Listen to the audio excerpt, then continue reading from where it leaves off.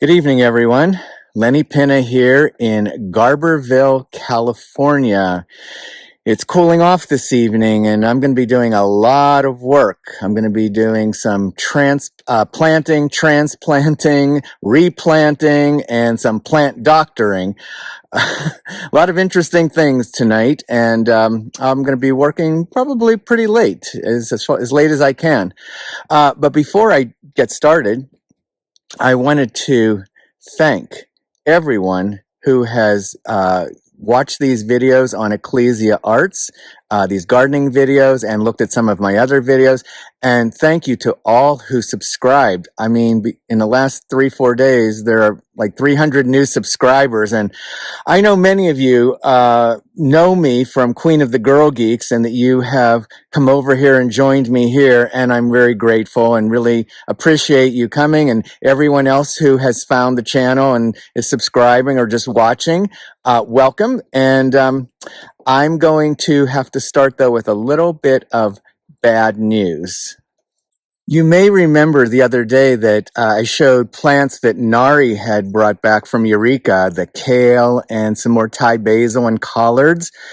Well, yesterday, I was waiting for potting soil. Nari was going to get more potting soil, and I was going to wait to amend the soil to plant those plants, and had some other things to do yesterday, and I got distracted, and it was a very hot day, and I forgot to come over and water those plants, and I also had left them out in a place where they got a lot of sun, and believe me, they got fried. Wow. And so it was a little disturbing. I saw them last evening when I came over to do some work. I told Nari about it today, and she said, don't worry about it. I bought extra ones, and, we have enough and all of that.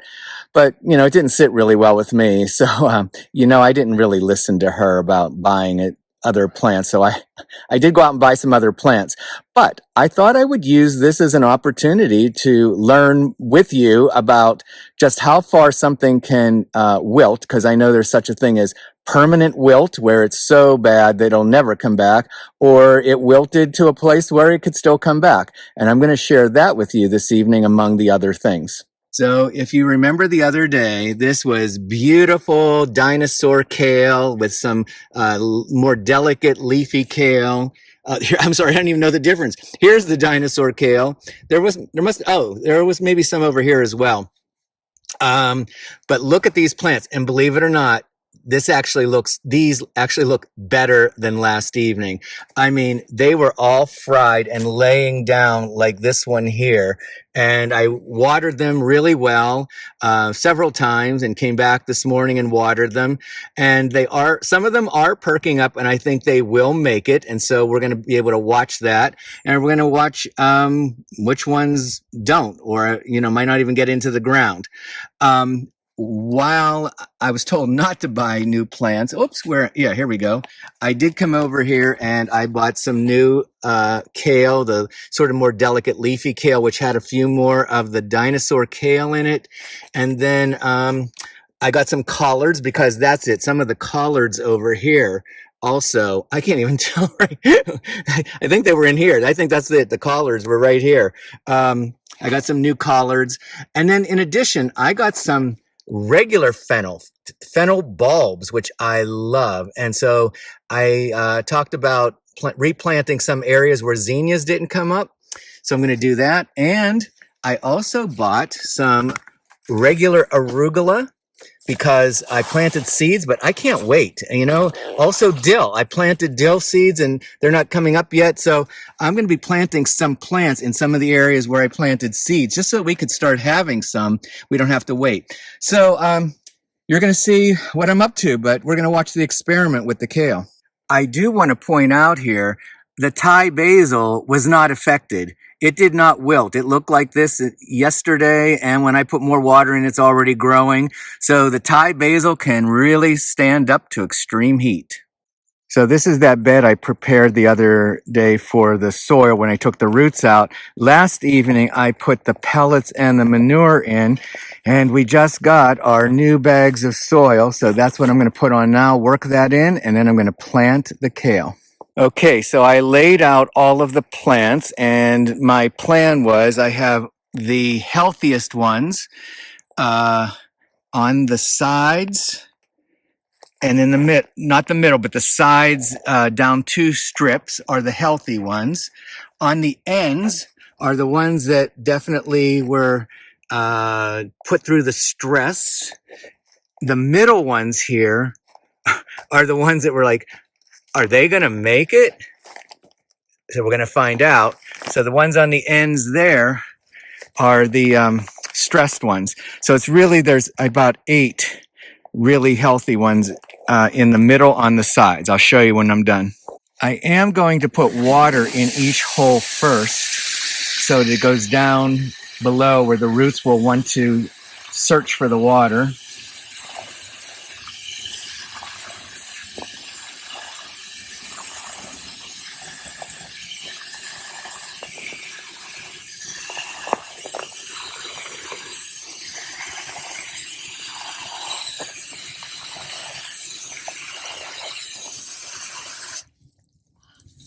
Okay, now I'll plant.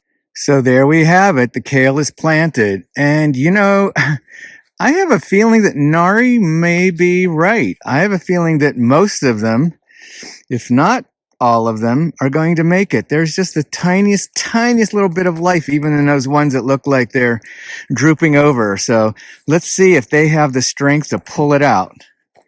We'll wait and see. But look at the bed next to it. Just to think about, 4 days ago, this bed looked a lot like this bed. So we've reclaimed another bed. Okay, so now we're going to deal with this bed that had the 3 patches where the zinnias haven't come up. So I think the Thai basil is going to go there. And since they gave us extra plants in the fennel plants, I'm going to put some of them in this patch and a few of them there. And then when I turn around here, Nari and I talked about in between these other patches I cultivated, I'm going to cultivate another patch right here. I think I'm going to put the collards there and another patch here. We're kind of doing it where the dandelion is. I'm kind of going to pull out some of the dandelion and put in the collards there. And then this is where I planted the arugula seeds. So I'm going to put in some arugula plants and intersperse that. And then finally, over here where the dill was planted in seed, I'm going to put in some of the dill plants as well. So that's my tasks for now. Well, there's a hawk that has just started to accompany me here, flying around. Yeah. And I think that's the screech of a vulture I'm hearing.